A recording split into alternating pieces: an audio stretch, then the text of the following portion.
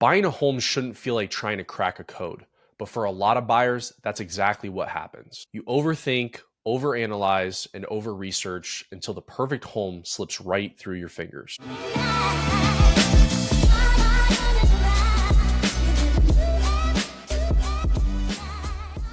What's going on, everybody? Welcome back to another episode of Closing the Deal. I am one of your hosts, Sam Enright, and across from me is my co-host, Zach Dickson. Zach, what is going on today? How are you, man? Oh, cannot complain at all. Cannot complain. Another beautiful day here in the OH, the high between two O's. Cannot complain at all. Yeah. You ever heard that one? Yeah. No, I've not. No, I like that though. The I, the O, the something between the something. I'm here for it. I'm picking up what you're putting down. The I high like that. between two O's. Yeah. Okay. Yeah. Yeah. Oh man. Coming out with some heat this morning. I love it. Yeah, man. Well, good to hear. I'm glad you're enjoying the below freezing weather up there in Ohio. Much different circumstances down here in the Sunshine State. So definitely a lot warmer. I think we're on tap for some mid 80s today. Beautiful sunshine, man. It is I cannot stress enough how much of a different world it truly, really is down here, especially this time of the year. So I would say if you're into the holidays, if you're that type of person, it does feel like maybe if you get down here more consistently, get on a consistent schedule, but not having been down here during the holidays before, it feels very unholiday. It's just Christmas is what, a couple weeks away, and here we are. 85 degrees in sun. Yeah. Huh? Yeah, 85 degrees in sun, it's crazy. Completely different than what we grew up with. You know what I mean? Like it's just Yeah, against our norm. You know what I mean? Oh, I'm used to cold. I'm used to gloom. I'm used to seeing no sunshine. That's what screams Christmas to me. As sad as that is to say, weather-wise, that is what screams Christmas to me is cold and a little bit of gloom, some sunshine some days, but you can't forget that white stuff on the ground, that snow, that resonates with Christmas as well. And I don't think we'll be seeing any of that down here. So yeah, don't worry. It's still happening up here. Don't fret. Hey, I'm glad to know. I'm glad to know that it is that Ohio has put you guys in good hands. Got some white stuff on the ground, giving you that true Christmas feel that you all are searching for. And it's one thing for it to snow, but it's another thing for it to be continuously like freezing afterwards, so it never melts, and it's just continuously here. Like it snowed on Tuesday. It was like 5 days ago. It's still piled up. None of it is gone. It's still just everywhere. No sun and below freezing temperatures. I mean, that'll do it for you, bub. It's here to stay. Here to stay. Let's get off this topic. Let's get into the episode because I'm just getting even more gloomy than what I woke up as. So, all right, guys. Listeners today. Yeah, we got a good one today. We're talking about the signs you are overthinking the home buying process. So, felt like this would be one that would, resonate with some people out there that are on their home buying journey. I think this is probably going to be one more so if you've never bought a home before, if you're a first-time home buyer and you're thinking about getting yourself in the real estate game, you're thinking about buying a house, thinking about obviously taking that next step. What are some signs that you might just be overthinking the process in general, right? It's easy to do. It's a thing that a lot of us do in our lives, just in all areas is overthink, overanalyze, and it usually leads to inaction. From my personal history, usually if I'm overthinking something, I'm just going to continue to overthink it and do nothing about it. So we are going to crack that code for you guys today. We are going to help you guys get from taking no action and overthinking to hopefully letting go of some of these things and taking some action towards what it is that you ultimately want, right? Which is to buy a home. So, that's going to be the premise of the episode. I'm excited to bring a couple of things to you guys that, might be signs, might resonate with you, might be talking to you directly. And hopefully we can put some of those to rest and get you guys out there, taking the next steps for what you're looking to do. Most definitely a good topic in my opinion, because I think that again, a lot of the things that we talk about, I feel like just apply in general life too. Like, when you're making tough decisions, I feel like, in my opinion, mostly your gut is going to be right. When you have that gut feeling about something, you have a big decision to make, and you can feel it in your stomach that that's the decision you want to make. But ultimately, your brain's maybe telling you one thing, your gut's telling you another, your heart's telling you another. Ultimately, it's sometimes easy to fall into that overthinking stage. But me personally, I like to just fall back on that gut feeling most times. I think that gut feeling is usually the light at the end of the tunnel, with some of these decisions. And I obviously we'll get into it as we get into the episode here, but that's just something I try to live my life by personally. Yeah, man. It's called intuition for a reason, right? That gut feeling that you have, it's talking to you. And most people, I think, overanalyze it and try to, I think ultimately it comes from a place of control, right? When you are taking a leap, when you're doing something that is you're not used to doing, when it's something that's a little bit uncommon, you know, it is a leap of faith, and a lot of people try to control the uncontrollables in those situations. Unfortunately, there's a lot of things in this life that are outside of our control. Even the end result, right? You have no control necessarily on what that ends up being. You just have to go along for the journey, and you know follow the best path that's laid out before you. And it'll all work out in the end, right? So we'll get into some of those things. And so, kind of kicking off here, what is Zach, what would you say, number one, what is one of the biggest reasons, or what is one of the biggest things that shows you a sign of somebody overthinking the home buying process? I would say personally, and I've seen it so many times with in the home search process, when I'm working with buyers, it is, you need a second opinion for every single decision. And I am in no way, shape, or form saying that a second opinion is bad by any means, because it ultimately is a very good tool in the toolbox to use when we have these large decisions. Getting a second set of eyes on things, getting a unbiased opinion, unbiased set of eyes on the situation allows us to maybe see the decision in a different light, show it in a different form. So we're able to kind of cover all of our bases. Now, I think that there's something to be said in general.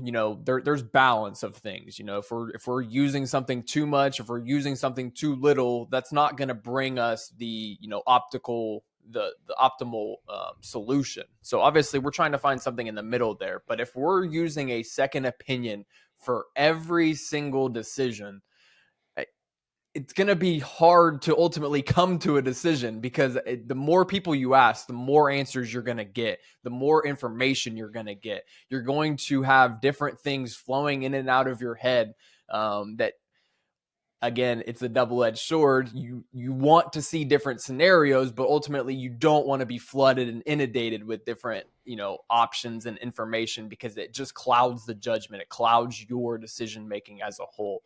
And so I think over reliance on other people's opinions can cause paralysis, and wholeheartedly agree with this. One of my favorite sayings is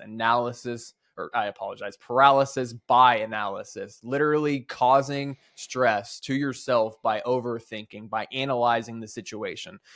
Sometimes there are deeper, things that you have to analyze, but a lot of the things, these scenarios are very much on the surface, and, all the information is right there. And when you are trying to dig in, look for something deeper, that's just going to open up, again, more channels, more thoughts, more distracting ideas to get you to that solution. And I think ultimately, when you're asking, non-professionals, for this advice, you may not be getting the best advice possible. And Yeah. it might be outdated. It might be just maybe not coming out of a place of malicious intent, but it's just not very good information as a whole. And now you're considering that information in your decision making, and ultimately it's just not the information that you want to be considering. So I think that the best scenario in this, home buying search for you as the buyer is to keep your circle as small as possible. Obviously, you want to have people around you that you trust and that you are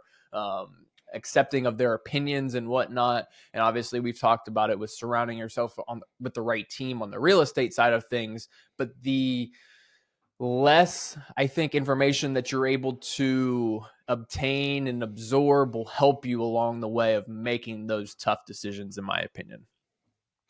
Yeah, I mean, there's a lot there, right? So, you kind of spoke about it a little bit, outdated advice and just these different things, right? A lot of people use their parents as resources. They use family members as resources and all these things. And sometimes people get advice from people that have never even bought a house, and so it's like you start to think, I guess I look at it as ultimately every single time you ask somebody, you are getting their perspective, not necessarily in their perspective could be completely different than your perspective, and their goals and their what they're looking for could be completely different than what you are. And so, I'm with you, Zach. I don't believe that getting opinions is a bad thing, but we have to be very very intentional, I guess, about the opinions and the advice that we do take, right? And I've been a big proponent of this just in my everyday life, is just, you know, you can take this however you want. I've always asked myself when it comes to taking advice from people is, would I trade places with their life? Would I have all the things that they have right now? Like, would I take that? And if the answer is no, then why would I take the advice of someone whose life I don't want that to look like, right? So if you have family members that you are asking for advice that have never owned a home, do you think that that's going to be the best advice that you're going to get about how to buy a house, or if that's the right decision? Because ultimately, if you ask most of those people, I'm sure they would want to buy a house in their life, but circumstances, their selves, fears, whatever it is, have held them back from going out and doing that. And so, they're probably going to try to, not from a malicious standpoint, but try to protect you, right? Because they believe, oh, well, there's a risk involved with this, and there's this, and there's a risk involved with everything. Sitting on the sideline for your entire life is a risk. Going out and trying to take a chance on something, that's a risk. There is nothing in this life that is risk adverse. You are going to take a risk no matter what you do, right? So, why not take a chance on something? Why not, and this applies to everything, like, kind of like Zach said in the beginning of the episode, I feel like these are parallels to life. I feel like we're kind of like, you know, motivational speakers right now, you know what I mean? But I mean, it's just true, man. It's nothing comes without taking risks, and you got to be very, very cognizant of who you allow, to influence you with their opinions. Not to say there's anything wrong. If your parents bought a house 30 years ago, that's great. But the market in 1990 versus the market in 2025 are two completely different things. We're talking about apples to oranges, and buying a house back then is not the same as buying a house now.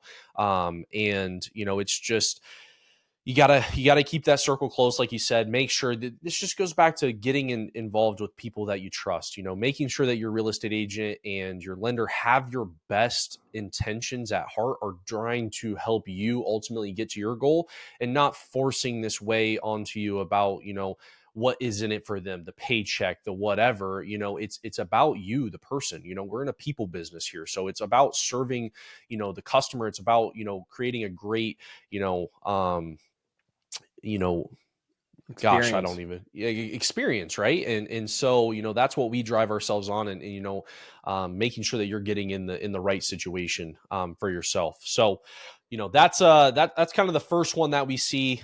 For sure, for sure. And another saying that I like, in regards to what you touched on there is, lions don't concern themselves with the opinions of sheep. Ultimately, we want to make sure that we are taking the correct opinions, correct information, and making a good decision with that. And so I think when you ask 10 people for advice, you're going to get 10 different fears. But ultimately, none of those people are buying the home. You have to be confident in what you want. Absolutely, man. Yeah, Definitely something to keep in mind for you guys out there. So another thing that this is a little bit off of maybe the second guessing side. This is something that a lot of people try to do, which is time the market perfectly, right? You see this in investments, not even just real estate. You see this in investments. You see this in all different areas of life. See it in job promotions. You see it in taking a chance on something new. Everybody thinks that there's going to be a perfect time for something. Unfortunately, in my limited experience in life, I'm almost 30. I don't know that there's ever been like, oh my gosh, this is the perfect time for this. This opportunity came knocking on my door. I'm just sitting here like, man, where's the opportunity? Boom, it comes a knocking, and I'm ready to go. And I don't have these external things going on. Like, well, what if this happens, or what if this goes on? Like, there's never been a situation that I've been in where I haven't questioned whether or not this was the right decision, or what could come on the other side of this, right? And so that all ties into trying to time the market perfectly, especially in today's rate market, in today's real estate market. There's lots of chirpings out there about, are we headed for a recession? Is, our home price is going to plummet just due to the amount of appreciation that's been gained since 2020? Or what are interest rates going to do? Are they going to stay the same? Are they going to go higher? Are they going to go lower? And everybody's sitting on the sidelines waiting for all this perfect storm to come along and say, all right, home prices are going to plummet, and interest rates are going to plummet, and here we go. This is it. This is the right time. I'm guilty of this, honestly, in some areas of my life, of just thinking, oh, I'll just do that when the time's right. I'll do it. I'll know when the time is here and when it's right. And ultimately, man, you could miss out on 2, 3, 4, 5 years of life just waiting for this right thing to happen. Are there going to be times in your life where the right thing may pop up? Obviously we're going to be alive for a long time, right? I plan on being here 85, 90 years. So over the course of that lifetime, yes, there is going to be a perfect storm every once in a while. And you are going to have these things that, open doors for you. But a lot of the times, like, you look at people that are out there that have been successful, that have done the things that they've wanted to do. They have went and grabbed the opportunity when maybe others have, fallen back and said, I'm going to wait. So, you know that's the biggest thing that we see, is just thinking that, oh, when interest rates go lower, I'll get in the home game, or when home prices fall a little bit, or when the market evens out, or when we flip to a buyer's market instead of a seller's market. And meanwhile, there's people that have gotten in the game that when those times come, they've already built considerable equity in their home. They're already, you look at somebody like in the beginning of 2022, they could have easily said, oh, wow, rates are coming up from 3%. Now we're in 5%. We're going to wait, because by the end of 2022, I think rates are going to go back down and even out in that 4% range. And what had happened at the end of 2022, rates were in the sevens, and they've been in the sevens ever since. So was waiting out the 5% just because it was 2 points higher than what we had seen the previous 2 years? Like, did you make a smart investment by waiting? I think we all know the answer, no, because now if you want to buy a house, your interest rate's 2 points higher than it was at that point in time. So now you're 4 points higher than the original if you were thinking in 2020, 2021. And home prices have continued to go up in that time. So not only are you spending more money on your interest rate, you're paying more money to the banks every month, but now your home that was in 2022 is worth $100,000 more than what it's worth right now. And so you've really created this perfect storm of paying more money. And now we're on the other side, and people are just like, well, we'll just keep waiting. We'll keep waiting. Eventually they're going to come back down. Eventually, honestly, in my opinion, nobody really knows. We can look at it, it's really hard to say what exactly is going to happen. So, you know, the reality is markets move, things are going to be volatile. And, waiting is not always just going to be, the ideal thing. Timing up the market perfectly rarely ever happens. For sure. And, I on the real estate side of things, I think our generation, maybe being kids, 10, 12, 15, teenagers during the financial crisis and watching all of that happen, I think is now having an impact on those young adults at this stage of life that are, trying to move into that home buying cycle for the first time. And I think that they're trying to time the market perfectly based on, experiences, almost 20 years ago at this point. They see what happened 20 years ago. They don't want to get stuck into a scenario where they're buying right now and then 20 years ago happens again.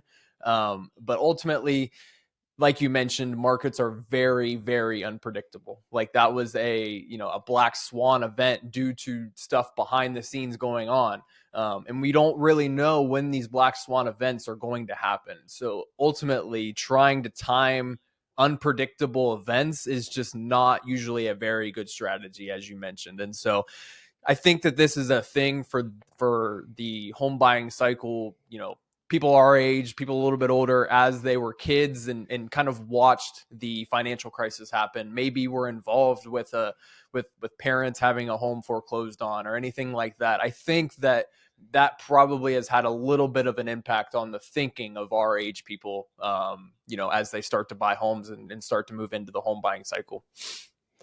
Yeah, I think a great example of that is you get online, right? And you see, these comparisons between if you bought what homes were worth in 1970 or 1990 and what they're worth today, right? And I guess my thought process is it's so you'll see them, you'll be like, we've seen the post. Oh man, I should have bought a home when I was in kindergarten. You know what I mean? Like, oh, it's just one of those things. Like all these parents and everybody they're doing these things, and so um, it's just always interesting because my thought process is, well, what happens if in 30 years from now you miss that window again and you're looking back and now it's, because what indications do we have? I think we're closer to all the home prices doubling from where they're at now than we are to going back to what it was in 1990 or 2000. Like I just, you know what I'm saying? Could you imagine that market reset? Like the whole thing would crash and burn. There's just no way to go back to there from where we are now. So in my opinion, it's far more likely that in 30 years, your average median home price instead of 320 is 520. You know what I mean? And Mm-hmm. that's just probably the reality of where the world is heading. And so, yeah, we can use the excuse, well, we can't buy a home when we're in kindergarten, but you can now.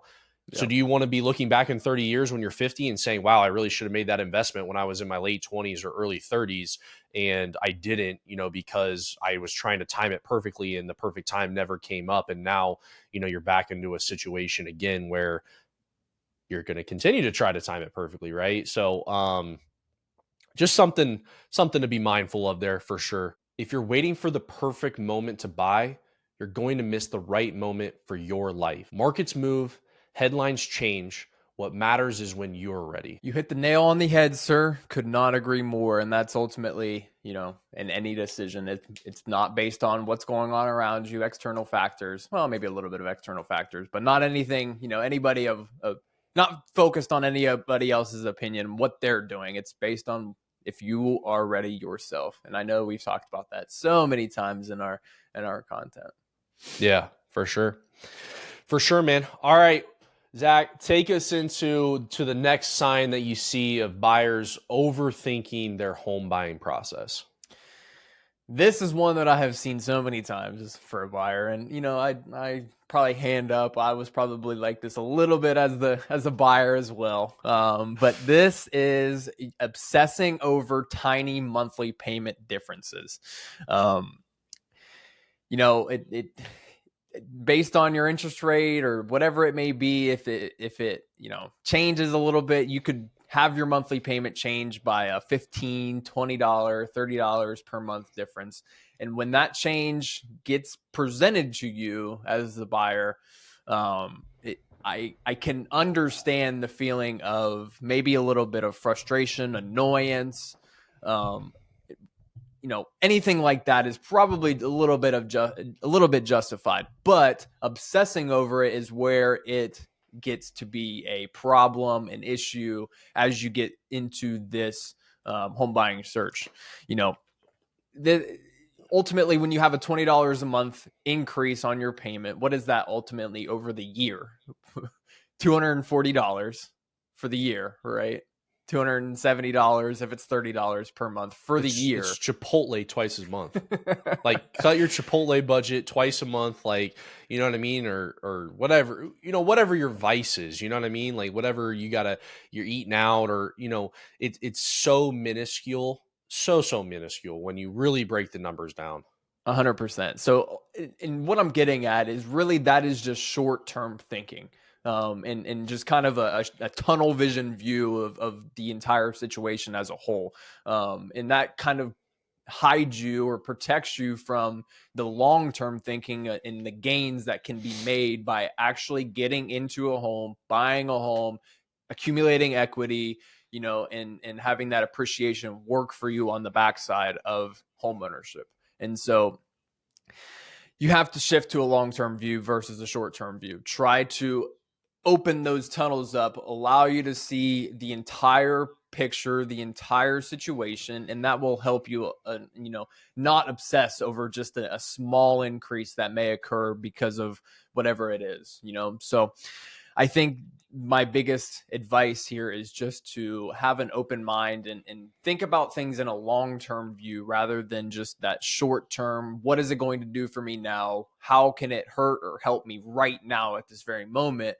And rather than that, look at it 10, 20, 30 years down the road and see the potential benefits of taking this on and see what that looks like. Ultimately, you're going to make the best decision by taking those two things and finding a middle ground, finding a meeting ground, and going from there. Yeah. Could not agree more, man. That is something we definitely see a lot of times with our clients when it comes to, pre-approvals, and when it comes to budgets and those sort of things. It's so funny, man. We have clients who, I mean, they will. I was listening to a story in the office the other day of just a client beating one of our loan officers up for an eighth of a rate that a different lender could get them, an eighth. I mean, I think it was, at the end of the day, probably a $20-30 a month difference, right? And wanting to, they're almost clear to close, wanting to scratch the whole process and move it over to the other lender for an eighth of a rate. And it's just like, I'm all for shopping. I'm all for getting the best. I'm not going to sit here and say that, but it is just, it's one of those things where it's like, are we really focused on the right things here? If that's ultimately where we're getting at, is, and it just plays into the overall picture of, interest rates as a whole. Like, the reality is, and the reality I've have to come to, obviously I knew COVID was an unprecedented thing for our markets and for the industry as a whole. Like, 2.5% interest rates, 3% interest rates, like, that's never coming back. But I have been guilty of the thinking of, oh well, at some point we got to get back to those fours. At some point we got to get back to those high fives like we were in 2019, 2018 pre-COVID. And it's like, I think it's starting to set in that the reality of that, I don't know if that's coming. Is it? I don't know. I really don't. Is this the new reality that we're in? Are we in the 6% range for the next 5, 6, 7 years? It's really, really hard to say. And it's like, when you start doing the numbers on a 6.5 comparative to a 6.75, I mean, we're getting up in arms about, we're choosing to not buy a house over a quarter of an interest rate or a 0.5% of an interest rate. And when you really sit down and break it down, when you look at the tax benefits, the appreciation, the equity, everything that you build, it will far and away supersede what that little bit of rate savings would get you, right?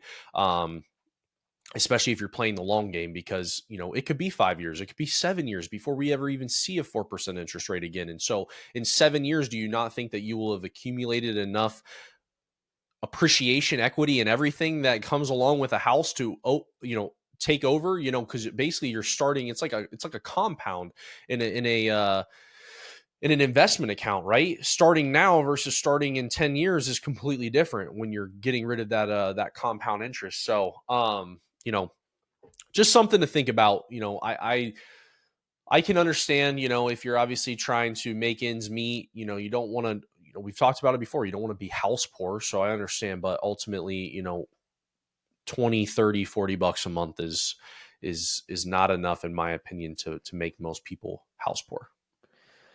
Yeah, and with that example too, like if that client did end up deciding that they wanted to, if you have a clear to close and you're along on the process and you're about to close and the client decides they want to switch lenders, like ultimately that could be a decision that does not allow you to get the house, that specific house anymore. And so it's just you're throwing everything away that you've worked for on this contract to save $20 a month or $30 a month. Like that Yeah. is absolutely crazy to me. And now that isn't a foregone conclusion that you're going to lose that contract or whatever. But again, the seller could, in theory, decide that they do not want to continue with this. They don't want to extend the contract, and they can put it back on the market and be done. And be done with you as the buyer specifically, solely because you made that decision to save $20 a month. And so it's just gotta weigh your options here for sure. So, well, guys, that takes us into one of the last ones we wanted to talk about here. And I think this one's the doozy. I think maybe between number one, obviously second guessing every decision, having second opinions on every decision. This one is one that I think leads probably to the most fear of most people, and that is thinking that every decision that you make is permanent.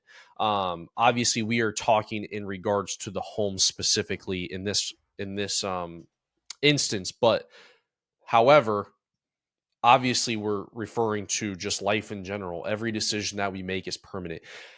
Guys, there are very, very few decisions you can make out there that are truly permanent in my mind. I think that is, you got to have the right mindset, obviously, but nothing that you do is permanent. And if just looking from the house perspective, obviously, if you purchase a home and you don't want it anymore, it's not a permanent decision. There's no permanent than signing a lease on a property to rent, right? You sign a 2-year lease and your 2 years is up. Your 2 years is up at the house. You want to sell, you want to be done, you're done. You can go back to market and sell it. Obviously, granted, you're not selling it for lower than what you owe on it, but you know what I mean? Like it's just very, very rarely do those sort of things come up unless you've gotten yourself into a pickle with defaults and all that sort of thing. And you owe, you're not making your monthly mortgage payment, but it's not a permanent decision. You're not going to be there for the whole 30 years of the loan term if you don't want to be. You have options to get out of that. And I think that leads to a lot of people being like, well, my taste changed. Well, this changes. Well, what if I don't want this in a year or two? Or what?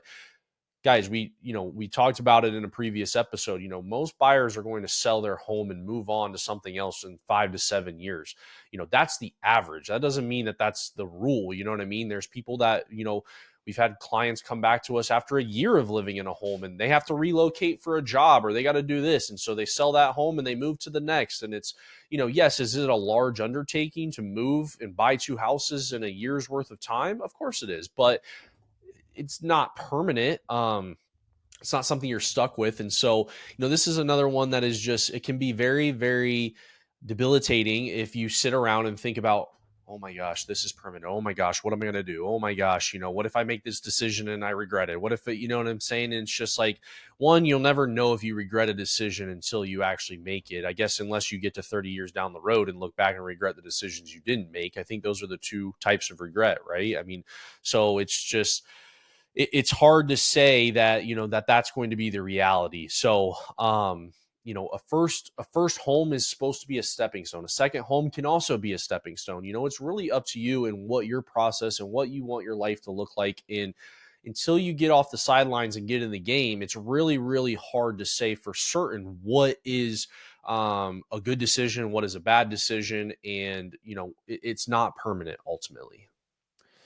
No, it is not. And again, like you mentioned, we did an entire episode about this a couple of weeks ago, in terms of getting in the door, not overthinking this initial decision, trying to find a perfect home.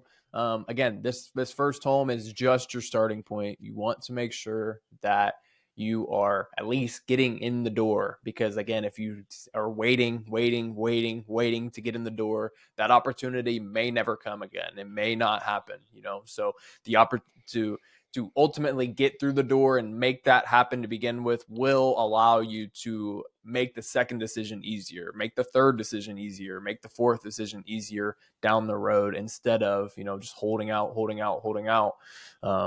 and thinking that that first home that you buy is got to be perfect and it's going to be your house forever, and it is your permanent home. So Yeah. For sure, man. Well, guys, just kind of touching back again, just wanted to do just a quick recap here, of kind of the main things that we see, right? So, obviously, first foremost, we talked about needing a second opinion, always overthinking the decisions and going to your exterior sources, your parents, your family, your friends, going to all of these people and, in my opinion, almost asking for a permission, right, to make this decision, to do this thing. We're always looking, not always, but a lot of us look in life, I'm guilty of it myself, of looking for permission, looking for somebody to say, hey, you're good to do this, man. You can go and do it. It's like, ultimately, you don't need that, right? All you need is a personal belief that, you can get through this and you can do this and it's not going to be a bad decision. Second one was obviously talking about trying to time the market perfectly. There is no such thing. Yes, again, you may have a certain times in your life where things may be a perfect storm, but if sometimes you're maybe not prepared and those sort of things, and it's just it's going to be really, really hard to ever put yourself in that position and time everything right the way that you need to. So again, um imperfect action always beats inaction. So, something to think about there. Third one was you obsess over tiny monthly payment differences. Again, another one that we see a lot of people get bent out of shape about 15, 30, 40, 50 bucks a month. Guys, in the grand scheme of things, you know how much money we spend each month. Most of us are guilty of doing a lot of things, eating out dinners, grabbing the coffee, going to the store and buying something we don't need. You know what I mean? And if you really were to tally that up, most of us probably spend anywhere between 150, 200, 300 bucks a month and upward of things we don't need.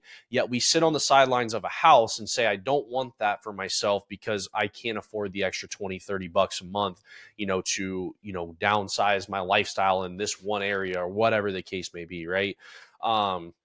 And then finally, obviously, talking about every decision being permanent. Again, just another thing that is not the case, man. Nothing. Very, very little in our life is a permanent decision. Barring anything really else, extraordinary circumstances, like something crazy, like doing something that is a big regret and going to lead to, you know, a life of whatever. Some very negative things come to mind when I think about permanent decisions. Like those obviously, yes, can be very permanent decisions, but overthinking buying a house or switching jobs or taking the family on a vacation or those sort of things, like it's all going to be okay. So yeah, guys, those are kind of the main four pillars, if you will, things that we typically see are going to hold a lot of home buyers back when it comes to their home buying process, when it comes to getting off the sidelines, getting into the game. And again, you never know what is going to happen until you put yourself in the situation to make it happen. A lot of us are a lot more capable of things than we actually truly believe that we are. And sometimes it just takes that little bit of nudge. Sometimes it takes that little bit of leap of faith to really show yourself, hey, I can figure this out. I can make this work. And we do it in really a lot of areas of our life. You're taking a risk when you jump out and go rent an apartment for a year. What happens if you lose your job? How are you going to pay your rent? How are you going to get out of your lease? All these things still apply to home purchases. And so, it's really, really no different, right? Everything that we do in life comes with risks. So Zach, anything that you wanted to wrap up here on the end of this episode? yeah, I think the last thing that I have to say is really just, overthinking. It comes from a place of unpreparedness, fear, uncertainty. And so I think, we've talked about it in previous episodes as well, is the battle is won far before it's ever fought. And so it all comes down to being prepared for the situation. It boils down to being prepared for the home search as a whole. And again, if you're not prepared, that's where that fear, uncertainty, those things can start to creep in when we don't have a plan, when we're not prepared, to get the process started. So I think ultimately, just to finish up, really just want to harp on, having a plan, being prepared to get that process started, having, the team around you that you trust, people around you that you trust. If you have those things put together, there's really no reason to be overthinking the process. And I think it will go as smooth as possible as it can, if you have those things done beforehand. Yeah. Yep. Absolutely, man. Prepare as much as you can, control the controllables, and everything else is just kind of Fall into let the place. chips fall as they may. Yep. Yep, And absolutely. you know, the more you experience in life, the more prepared you become for all of these things that are uncontrollable, right? All these things that we fear, people weren't just born and had the whole thing figured out, right? They just went out and took action and figured it out as they went along. And so, you can only truly know what you most normally experience. Obviously, there's people that go before you that can kind of help guide you along the way. But every situation is going to be different for every person across the board. And the best person to know how to handle the situation is you when you get in the situation and figure it out. In my opinion, so yeah, guys. Well, another great episode here. Actually, really enjoyed this one. This one kind of spoke a little bit of kind of the motivational side of things that I like to get into, and I'm very very very intrigued on that side of life and content. So it was definitely fun to talk about the emotional side of everything, and just kind of how all of this reflects back to a mindset, right? Of where you are, and the more positive you are, the more you believe, the more that you are bought in on the process, the easier it's going to be to get through, those things. So, Absolutely, brother. You hit the nail on the head, and I definitely enjoyed this episode as well. Hopefully, we brought a good amount of value to the listeners. Hopefully, they enjoyed it as much as we did making it, for sure. So, thank you guys, everybody, for tuning in, and we will see you guys on the next episode. all right, guys, see ya.